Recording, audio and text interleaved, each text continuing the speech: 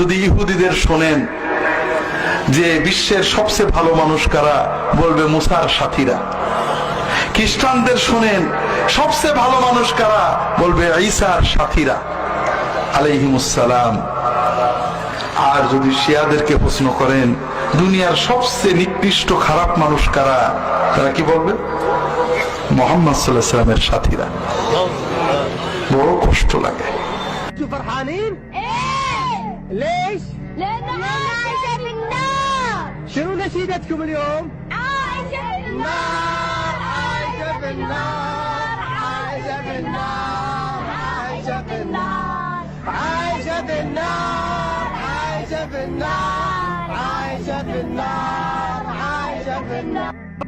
أني أريد أن أثبت أن عائشة بنت أبي بكر اليوم في النار.